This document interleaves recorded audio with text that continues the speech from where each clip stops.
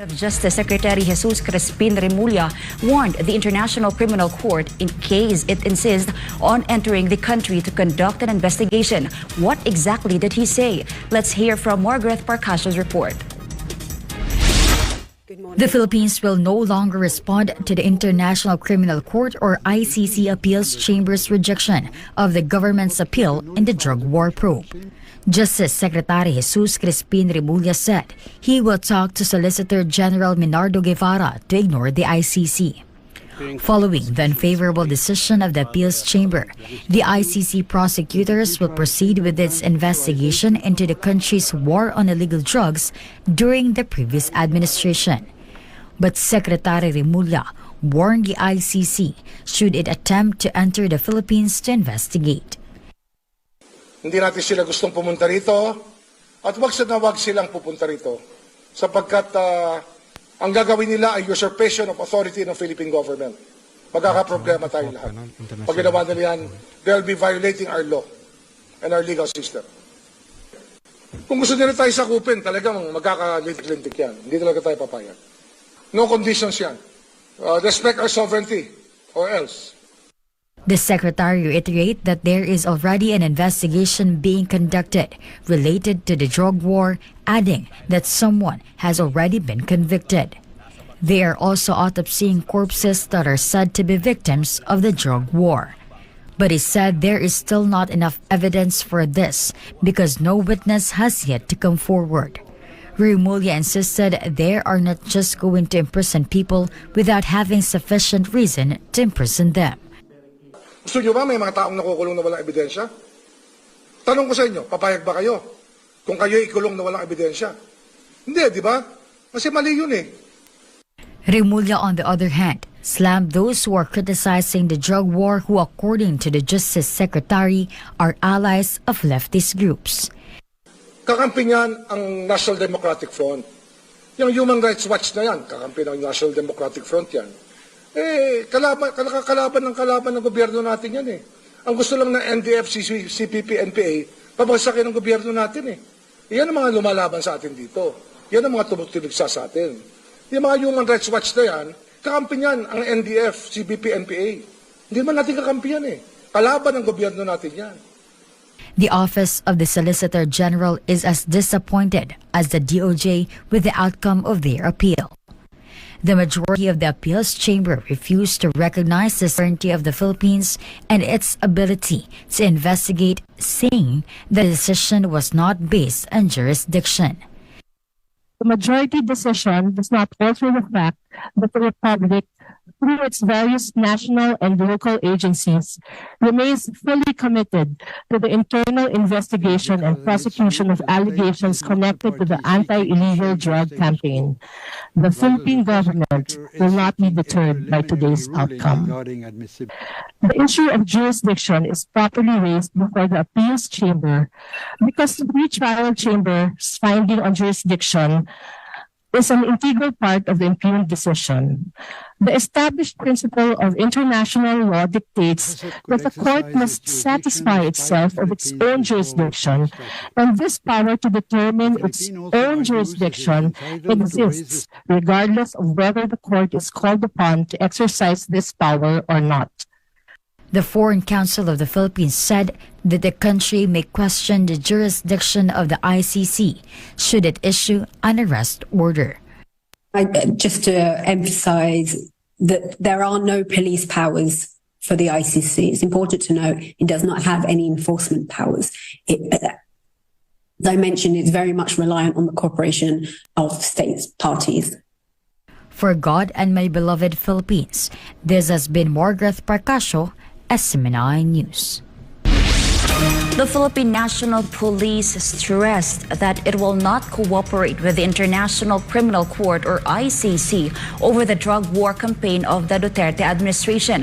The PNP added that it will take the lead on what the country's national leadership would say on the matter. Paul Montebon files this report. Meron na pong question sa jurisdiction ng ICC, and again, as part of the executive department, we will follow and support the lead of the national government not to participate in this investigation to be conducted by the ICC. This is the PNP's stance following the ICC's decision to reject the Philippines' appeal on the continuation of the probe into the alleged excesses of the Duterte administration war on drugs campaign. The PNP said it will not issue any documents for the ICC as they have already responded to the investigation conducted by the Department of Justice. PNP also said it will fully support and acknowledge the jurisdiction of the Philippine government as to the nature of the probe. As to the cooperation, sir, again, katulad ng sinasabi ko, sir, kung ano po ang gagawin po at mandato po at lead po ng national government as to the nature po ng ating cooperation. But doon po sa magpapasailalim po ba tayo sa jurisdiction ng ICC, again, there is a question of jurisdiction. Remember po, during the time of President Rodrigo Duterte ay binawi na po natin yung ating membership sa ICC. Hence, there's really a question of jurisdiction. As to the extent and nature of cooperation po ng inyong pambansang pulisya, we will take the lead kung ano po yung sasabihin po ng national leadership, then the PNP will follow po. And if the ICC insists on sending its representatives to the country, the PNP assured that it will follow the right process by following the mandate of the national leadership. Yung kanila naman pong investigation po has to pass through the normal diplomatic channel po. So yung mga ganito pong mga question po is best served na itanong po natin sa national leadership. Dahil on the part of the PNP, kung ano po yung sasabihin sa atin ng ating national leadership, then we will follow po. The PNP also challenged those who continue to push for the ICC probe related to the alleged abuses that happened during the war on drugs campaign of the Duterte administration, saying that they should contact or cooperate with the Department of Justice and present their evidence.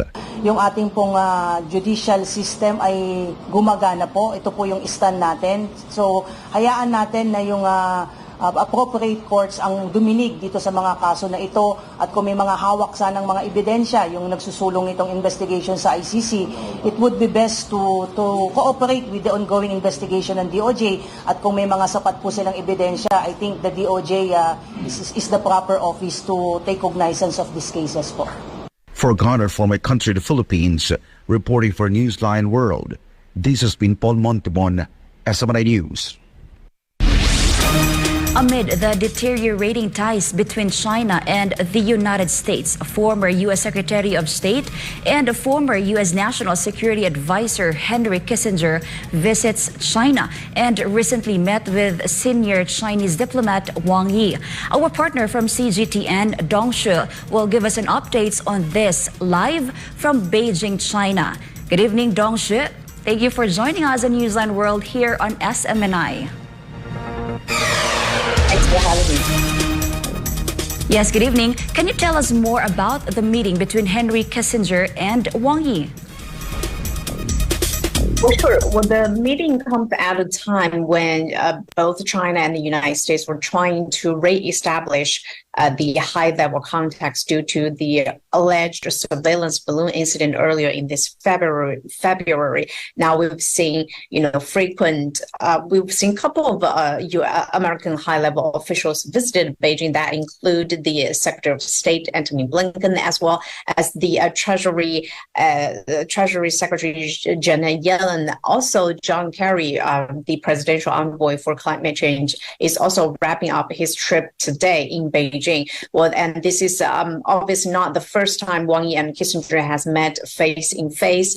Wang referring to Kissinger as an old friend, a term that basically implies high praise in Chinese diplomacy. Well, Wang commended the former U.S. diplomat for playing an irreplaceable role in enhancing mutual understanding between the two countries.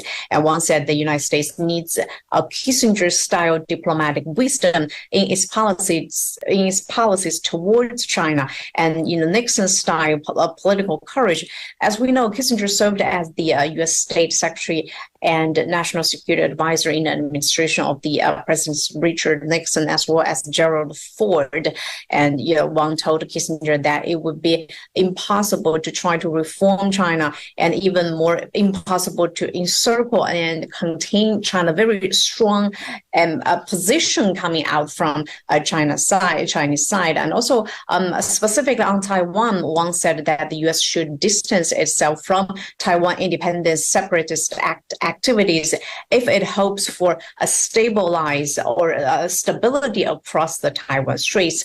And Kissinger reportedly told Wang that maintaining stable relations between the United States and China concerns the world peace, stability, and the well-being of mankind. So no matter how difficult it is, both sides should treat each other as equals, maintain contact, and it is unacceptable to try to isolate or the one or the other. Henry Kissinger played a significant role in shaping the relationship between China and the United States. But how can he help mend the two countries' deteriorating relations in our time today? Well, as I mentioned earlier, Kissinger served as the U.S. State Secretary and National Security Advisor in the administration of Presidents Richard Nixon, as well as Gerald Ford. He obviously played a key diplomatic role in the normalization of relations between Washington and Beijing back in the 1970s, and he had visited Beijing. He had visited China regularly since leaving office. He's 100 years old, and I counted he's had visited China probably over a lot of times. So people see him as both. I think people in both China and the United States see him as a brilliant strategist who made but tough but necessary decisions to advance American interests in a complex world. Well, in times of today, I think it's always good to have him as a rational and positive voices and a role to play in better enhancing the bilateral relations between China and the United States. A report from CCTV, and I quote, "One China was the solemn commitment made by the United States in the Shanghai Communique," Kissinger said, adding that he believes the U.S. will not waver or backtrack on that promise. However, recent actions taken by the United States seem to contradict this. Can you tell us what are some of the reactions of Beijing officials regarding this matter?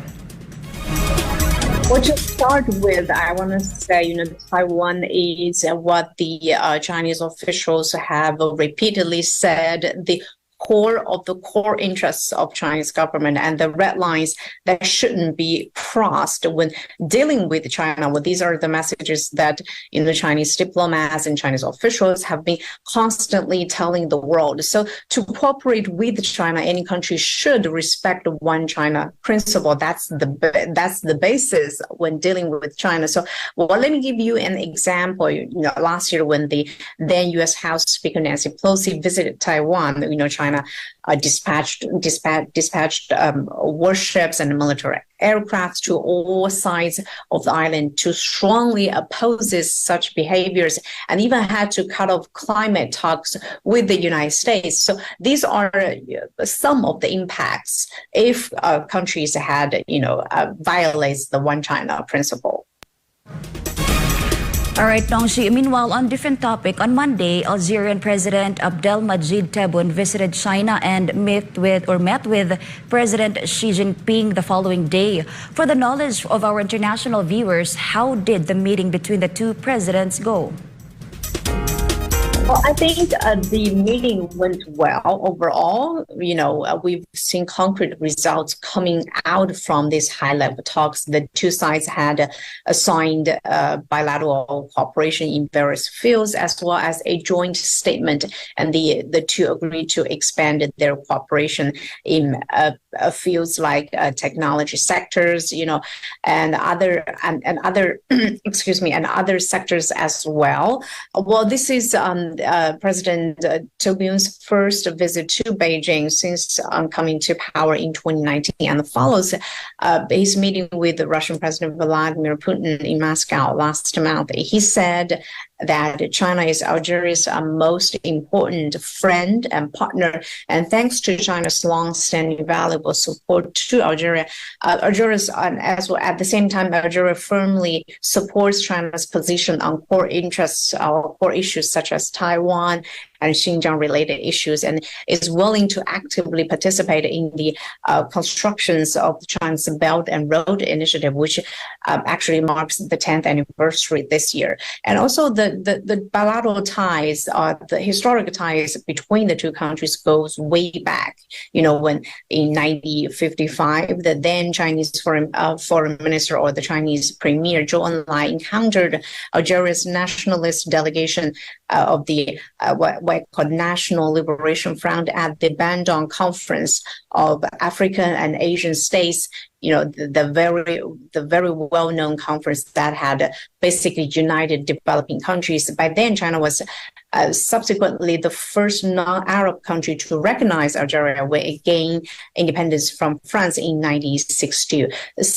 Now that 6 decades have passed, the two still kept a very close contact and also a very close cooperation in many fields. And as I mentioned earlier, Algeria is also first African countries to sign up and supported China's Belt and Road Initiative. So we can see the friendship, the cooperation between the two have grown stronger by times. All right, thank you so much, Dong Xue, our CGTN reporter, live from Beijing, China. Meanwhile, more news when Newsline World returns.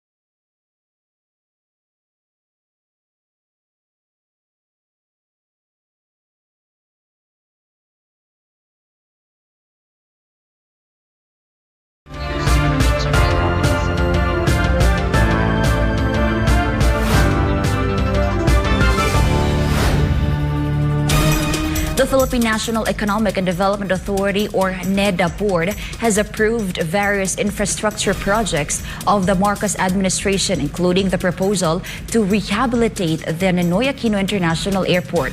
Details of this report from Hannah Jane Sancho. The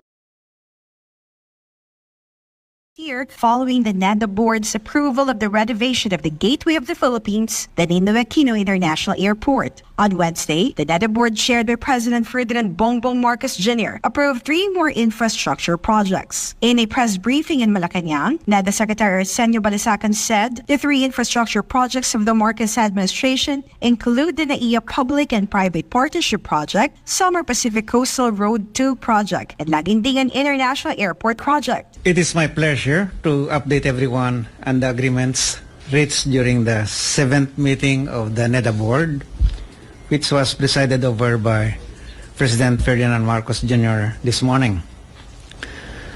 Today, the NEDA board approved 3 new infrastructure projects, while also approving changes to 4 ongoing projects, particularly in disaster risk reduction and climate change, irrigation, and transportation. The second approved project is the Summer Pacific Coastal Road 2 project with a budget of 7.48 billion pesos. This project involves the construction of 2 marine bridges, the Laoag 2 Bridge and the Calumutan Bridge. Balisacan added that the project also includes the reparation of existing roads between Laoag Island and the mainland of Samar Island, which spans around 15 kilometers. Meanwhile, the Laguindingan Airport project in Misamis Oriental has a budget of 12.75 billion pesos and will be led by the Department of Transportation and Civil Aviation Authority of the Philippines, or CAAP. The said project aims to establish green and connected airports into its design, as well as the use of digital technologies to improve passenger experience. NEDA believes that this project will benefit not only for the people of Misamis Oriental, but for the entire northern Mindanao. The Marcos administration meanwhile said the long-standing problem in NAIA will be resolved now that the NEDA board has approved the NAIA PPP project. The said project aims to adjust and expand passenger capacity and aircraft movement restriction, among other issues. This project is under the Department of Transportation and the Manila International Airport Authority, with a total project cost of 170.6 billion pesos. The goal of the project is to address long-standing issues at NAIA, such as the inadequate capacity or passenger terminal buildings and restricted aircraft movement. The rehabilitation project for NAIA will also expand the current annual airport capacity from 35 million to at least 62 million passengers. Meanwhile, air traffic movement will be upgraded from 40 to 48 airplanes per hour. Furthermore, the NAIA rehabilitation project aims to address the long queues and waiting lines, among other difficulties experienced by NAIA passengers. The NEDA board also approved the modification of the Marcos administration's 4 more infrastructure projects in disaster risk reduction and climate change, irrigation, and transportation. Meanwhile, the NEDA board also approved requests for reasonable changes in scope, cost, design, and/or loan validity of 4 ongoing infrastructure projects.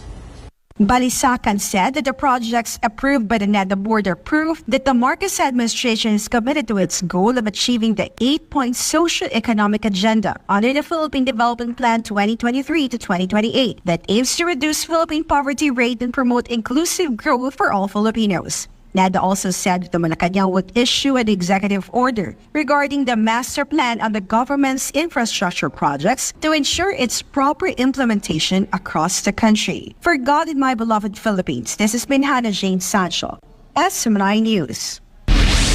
Several landslide-prone areas in the Philippines still need an early warning system. According to the Philippine Institute of Volcanology and Seismology, the said system is necessary for communities to prepare for calamities and to respond efficiently and quickly. But the agency admits that their budget is limited. More of this report from Jason Rubrico. Barangay Lipata in the municipality of Parana Samar Province is one of those considered prone to landslides in the country. That is why the barangay is among the 52 sites that have been given equipment for a 24/7 early warning system from the Dynaslope project of the Philippine Institute of Volcanology and Seismology, or PVOX. Parana's Mayor Eunice Babalcon said that having an early warning system is a big help for the said community to respond and prepare efficiently during calamities. With this, the mayor wants the national government to focus on public preparedness against landslides and other disasters by installing early warning systems. Sana po matutukan talaga siya ng national level or national agencies, especially po yung early warning systems. Kasi medyo nakafocus po tayo sa post-disaster po yung mga relief operations, response and rescue, pero hindi po natin natututukan yung preparedness ng mga tao. But PVOX admitted that their budget is limited for an additional early warning system, specifically for landslides. So PVOX Director Teresito Bacolcol hopes that PVOX modernization bill will be enacted for additional funds. With the pending PVOX modernization bill na nasa Congress ngayon, sana ma-expand pa natin yung network from 52 to can add more sites.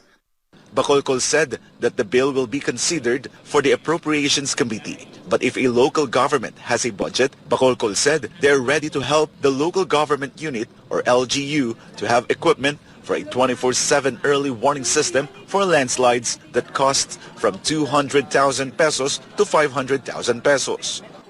We're hoping next year na again sana madagdagan yung budget namin with especially for the Dynaslope. And but if there are again, as I mentioned earlier, if there are LGUs willing to fund the fabrication as well as the installation of sensors, then we're willing to train them and help them. PVOX has identified several other areas in the country that should have early warning systems for landslides, including the provinces of Ifugao and Abra. But what is the basis to say that a sensor is needed in a particular area for landslides? Yung mga LGUs na may mga slopes na at risk talaga, as in kinakakitaan na talaga ng mga features. And then may mga at-risk facilities and communities. Yun yung ideal na paglagyan talaga ng sensor natin. On Wednesday morning, PVOX conducted the national conference to encourage local governments and the public to have an early warning system. The agency hopes to increase the number of communities or local governments that want to assess their area and be among those who will be helped by the Dynaslope project. For God and my beloved Philippines, I am Jason Rubrico, SMNI News. In other news, another heart-wrenching gun violence tragedy occurred in the United States after a 3-year-old toddler fatally shot his infant sister in California, further raising questions on gun control. A tragedy struck San Diego, California on Monday after a 3-year-old toddler reportedly picked up a gun and accidentally shot his 1-year-old sister. According to the San Diego County Sheriff's Department, they received a call on Monday morning about a shooting at home in Fallbrook. The deputies arrived and confirmed that the 3-year-old toddler had gotten hold of an unsecured handgun. His 1-year-old sister, meanwhile, suffered a head injury and was transported to a local hospital. Unfortunately, the infant was pronounced dead at 8:30 in the morning local time. This horrifying tragedy further raised questions on the alarming increase of gun violence in the United States. As of Saturday, America has reported at least 221 accidental shootings of children this year alone. Of this number, 78 has died and 151 were injured, as per the Every Town for Gun Safety, a non-profit organization advocating for gun control. Meanwhile, NATO member Hungary opposed the plan of delivering weapons to Ukraine to aid the said country in its fight against Russian forces. Carlo de la Peña for the rest of this report. Hungary expressed opposition to any weapon deliveries to Ukraine and especially stands against the use of cluster munitions. According to Hungarian Foreign Minister Peter Szijjártó, the solutions must come at the negotiating table and not on the battlefield. Generally speaking, we are against the usage of such weapons because they they are extremely dangerous, and they can put the lives of civilians at risk very badly. So it's not an accident that we have joined the global initiative to ban the cluster bombs. So we are absolutely not happy with the decision of the United States in this regard, and we do see it as a decision which can bring further suffering and further casualties. More generally speaking, we definitely don't like any weapon deliveries to Ukraine. The Hungarian foreign minister stated that the more weapons are sent to Ukraine, the longer the conflict will last and the higher the number of deaths and injuries will be. He also emphasized for concerted efforts to bring about a ceasefire and called on all sides involved to resolve the crisis through negotiations, not through fighting. We don't see any battleground solution. We only see solution around the negotiating table. We only see the diplomatic solution. There's no solution on the battlefield, but there are casualties on the battlefield. The more days, the more casualties. So therefore, we should stop that. We should stop that for all.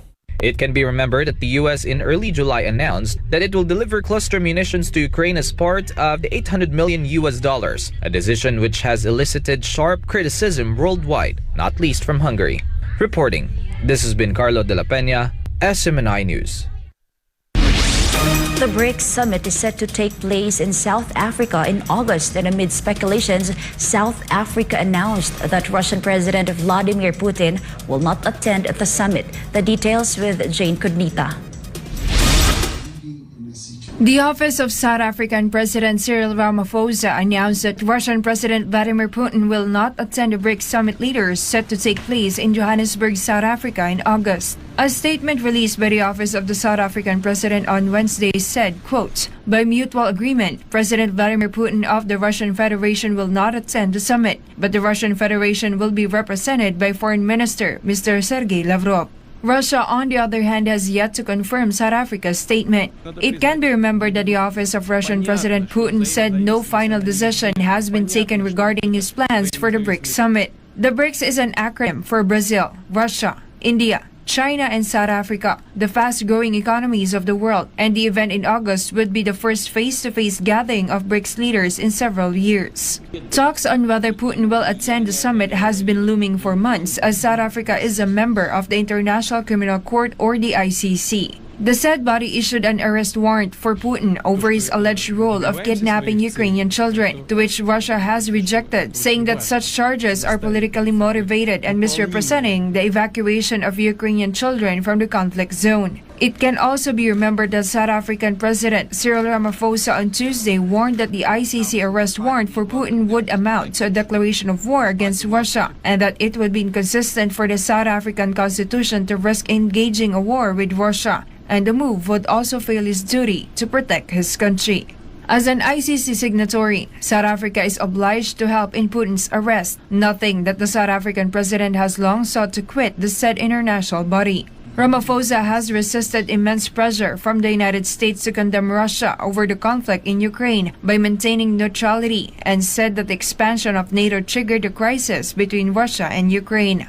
South Africa's leading opposition party, the Democratic Alliance, on the other hand, demanded that the government arrest Putin and turn him over to the ICC once he sets foot in the country. Russia, meanwhile, is not a party of the Rome Statute that established the ICC. The Kremlin has said that the ICC has no authority against Russia. Reporting, this has been Jane Cudnita, SMNI News. Earlier Wednesday, North Korea fired 2 short-range ballistic missiles towards the Sea of Japan. More details from Natsumi Kojima. Following the recent nuclear consultative group meeting between the United States and South Korea, North Korea test-fired another 2 short-range ballistic missiles near the Sea of Japan.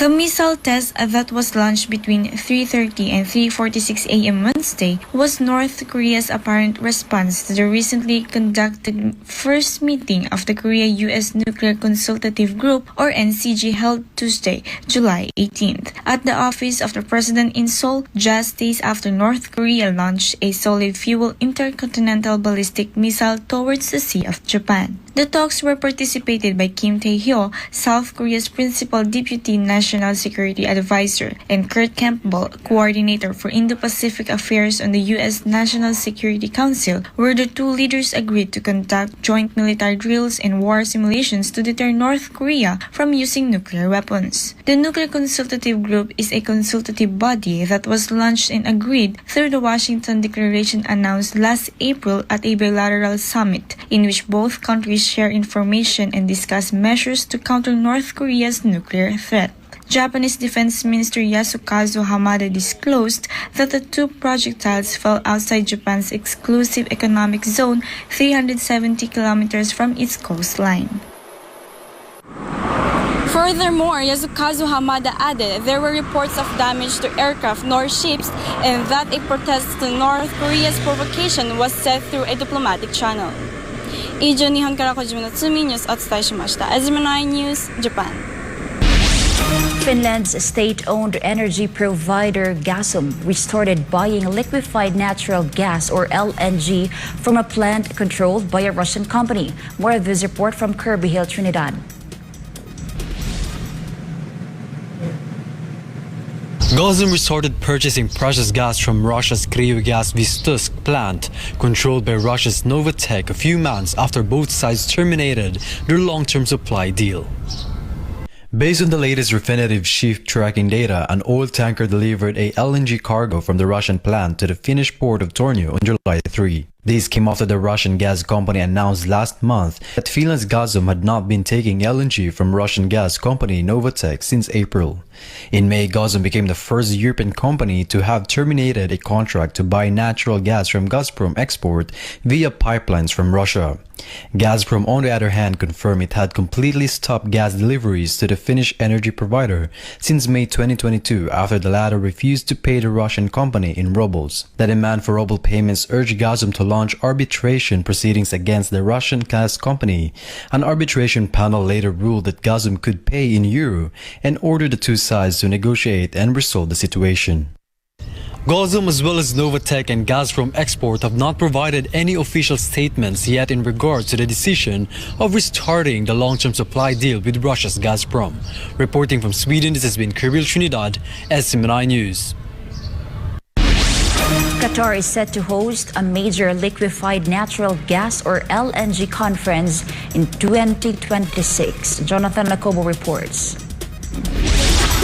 Qatar prepares to host another major event with thousands of delegates expected to attend the 21st International Conference and Exhibition on Liquefied Natural Gas in 2026. The 20th International Conference and Exhibition on Liquefied Natural Gas was held recently in Vancouver, British Columbia from July 10 to 13. The conference is a significant global gathering in the LNG industry and is poised to be one of the world's biggest conferences in the next 3 years. The international event will gather LNG producers and distributors, as well as showcase the continued growth and development of the sector across the globe. Qatar currently owns the third largest known reserve of natural gas in the world after Russia and Iran.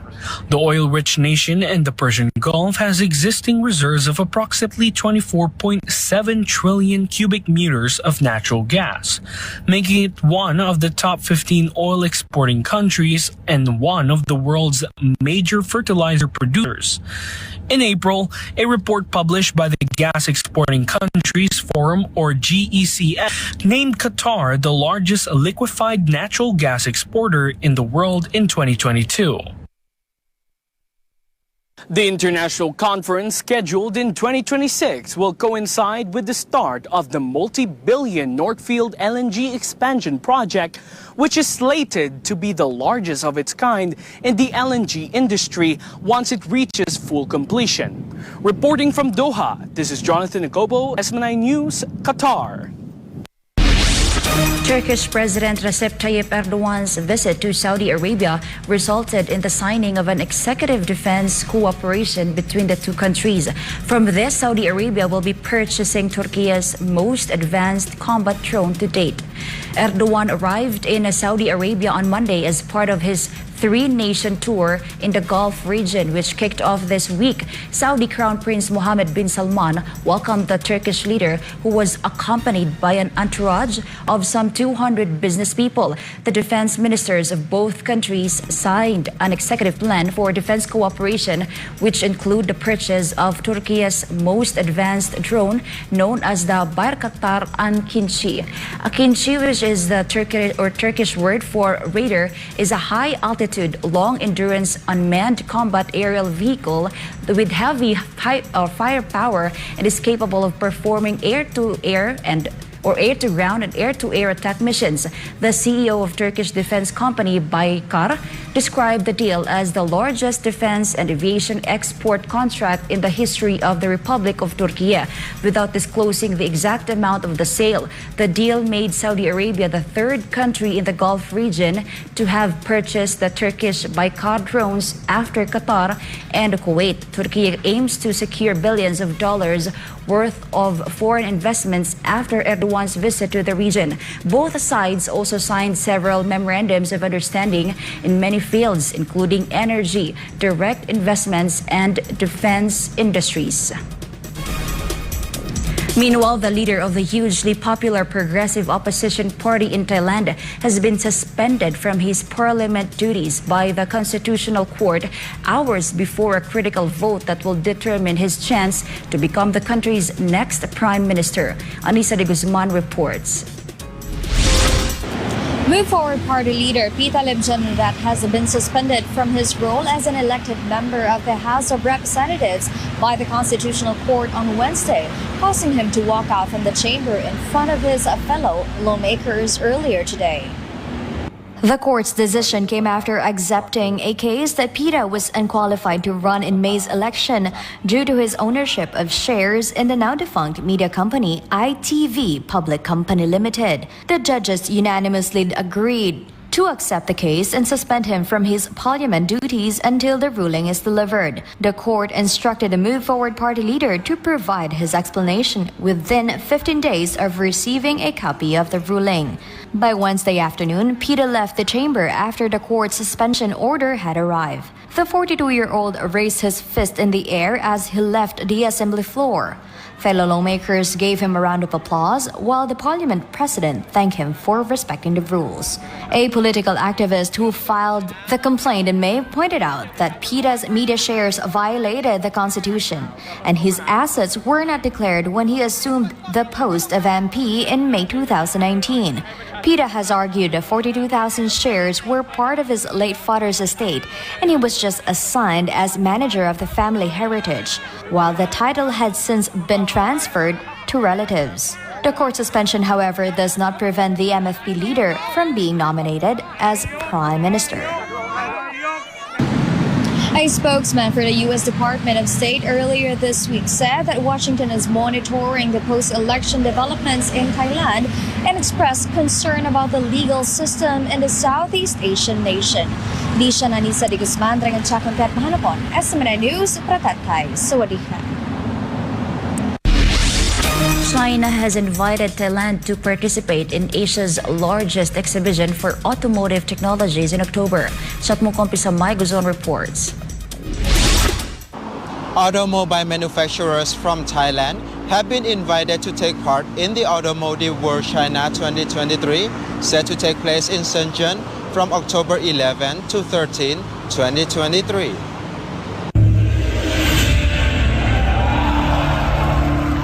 The event is said to be the largest exhibition for automotive technologies in Asia. The exhibition will showcase the latest technologies and solutions for the entire new energy vehicle and EV and internal combustion vehicle ICV industry chain. China was hailed as the world's largest vehicle exporter in the first quarter of 2023 and continues to be the world's largest vehicle market by both annual sales and manufacturing output. Its domestic production is expected to reach 35 million vehicles by 2025. The economic powerhouse maintained its position as the leading center for automobile production and the largest automotive consumer market globally for 14 consecutive years. The event will give Thai participants a platform to engage in negotiations and cooperation with Chinese industry professionals, as well as strengthen supply chains and explore collaboration prospects รายงานจากราชบุรีนายชัดมงคลวิสมัยโกศล SMNI ประเทศไทยสวัสดีครับ Member states of a major Trans-Pacific trade deal said they were gathering information on countries interested in joining the agreement. Jillian Libuet reports.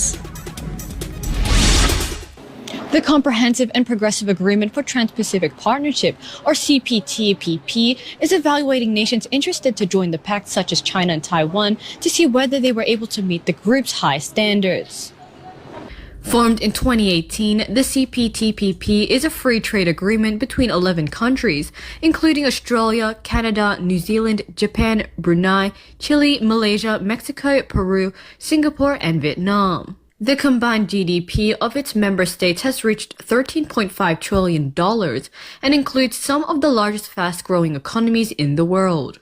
On July 16, 2023, the United Kingdom became the group's 12th member. The membership came more than 3 years after Britain left the European Union on February 2020, or more commonly known as Brexit. In 2017, the Trump administration withdrew from the Trans-Pacific Partnership, or TPP, causing the group to be renamed CPTPP in 2018. Besides Taiwan and China, other countries that have applied to join are Ukraine, Costa Rica, Uruguay, and Ecuador. The Biden administration has stated it is not currently interested in joining the CPTPP 6 years after it had withdrawn from the trade agreement. Reporting from New South Wales, this has been Gillian Libuet, SMNI News, Australia. An Australian man and his dog were finally rescued after spending 3 months drifting in the Pacific Ocean. Devi Suarez gives us more on the story. Timothy Lindsay Shattuck and his canine companion Bella were supposed to embark on an exciting journey when a storm destroyed their vessel and caused them to be stranded at sea for months. A Mexican fishing boat rescued them from the ocean after facing a very difficult ordeal at sea for months. The boat crew provided the pair with medical attention, food and water after they were recovered in a precarious state without any food and shelter. The amateur sailor and his dog were supposed to travel a distance of about 3,700 miles from the coastal city of La Paz in Mexico to French Polynesia in April, when the catamaran named Aloha Toa was severely damaged by a storm and wiped out its electronics. Shattuck said they survived the ordeal by drinking rainwater and eating raw fish caught with their fishing gear while stranded in the middle of the Pacific Ocean. The Australian man thanked his rescuers and expressed his gratitude for being saved from such a distressing situation along with his dog. Shattuck and his dog arrived at the port of Manzanillo on the Pacific coast of Mexico on Tuesday. Reporting from New South Wales, this is Devi Suarez, SMNI News, Australia. Singapore marked a new milestone after unseating Japan's 5-year reign as the most powerful passport in the world. Meanwhile, the United States continues to get weaker. Renju Modekilio has the news. The highly prestigious Henley Passport Index, which regularly ranks passports based on the number of countries their holders can enter visa-free or with visa on arrival, has just released its latest report, stunningly revealing Singapore's ascent to the top spot. In a monumental milestone, Singapore has officially surpassed Japan in having the world's most powerful passport, signaling a major shift in global passport rankings and opens up new horizons for Singaporean citizens. Singaporean passport holders now enjoy seamless travel to a record-breaking number of countries, granting them visa-free access to an extensive 192 destinations worldwide. This remarkable feat showcases Singapore's commitment to international relations and its growing prominence on the global stage. For years, Japan held the coveted position of having the world's most powerful passport, and its citizens could travel visa-free to numerous countries. However, Singapore's strategic diplomatic efforts and extensive bilateral agreements have allowed its passport to surge ahead, granting its citizens greater freedom and ease to travel across borders. The Singaporean government's emphasis on maintaining strong diplomatic ties, fostering mutually beneficial partnerships, and promoting economic cooperation has undoubtedly contributed to this historic achievement. The Lion City's reputation as a reliable and respected global player has played a pivotal role in securing this new milestone. Prime Minister of Singapore Lee Hsien Loong expressed his pride in the country's achievement, stating, "This is a testament to Singapore's commitment to engaging with the international community and fostering strong relationships with nations across the globe. Our nation's success is a result of the collective efforts of our citizens, government, and partners worldwide." The news has been met with widespread celebration among Singaporeans who now have an unprecedented level of travel freedom. The new passport ranking not only enhances travel opportunities but also reflects positively on the nation's overall global standing and influence. As the world emerges from the challenges posed by the COVID-19 pandemic, this development is expected to have significant implications for tourism, trade, and business, as Singaporeans can explore a broader range of countries with ease. While Japan may have been overtaken this time, it remains a strong contender with its passport granting access to 188 countries visa-free or with visa on arrival. The competition between the two Asian powerhouses for the top spot showcases the increasing importance of passport strength in the context of global mobility and connectivity. Meanwhile, the United States passport ranked 8 with a decline of 2 places from last quarter. A Skip report citing Annie Forsheimer, a former U.S. Department of State career diplomat, suggested that America's static state of affairs is likely to remain due to the lack of demand from the inside U.S. For a change in policy, the extreme political risk for any group or politician who unwittingly facilitates travel by a terrorist, and the fact that tourism has surged post-pandemic anyway, even with a restrictive visa waiver program. She also said, and quote, "Unfortunately, the status quo over time may well contribute to a decline in U.S. soft power if businesses struggle to invite partners to trade shows and meetings. Tourists encounter needless application delays and look elsewhere, and open xenophobia erodes the public reputation of the U.S. as a world leader." End of quote. As the world continues to evolve, passport rankings are likely to remain a dynamic and closely watched metric, reflecting a nation's global relationships and influence. For now, Singapore takes center stage, basking in the glory of its newfound title as the possessor of the world's most powerful passport. This has been Renju Mudikilio, SMNI News, Singapore. And before we end, may you be inspired with the message of the appointed Son of God.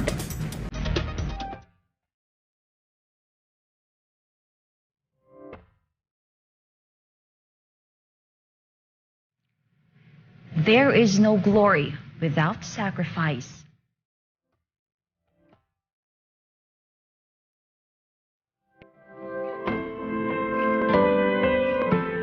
And that's all for today's edition of Newsline World. For more news update, you may visit SMNINewsChannel.com or follow us on our official social media accounts on Rumble, Facebook, and Twitter. For God and my beloved country, the Philippines, I'm Angel Pastor. Thank you for watching Newsline World. And thank you to our beloved pastor, Pastor Apollo Siki Buloy, for the opportunity to be part of this program. May you continue to listen in SMNI as it delivers nothing but fair, truthful, and balanced news, because SMNI is your source of credible news.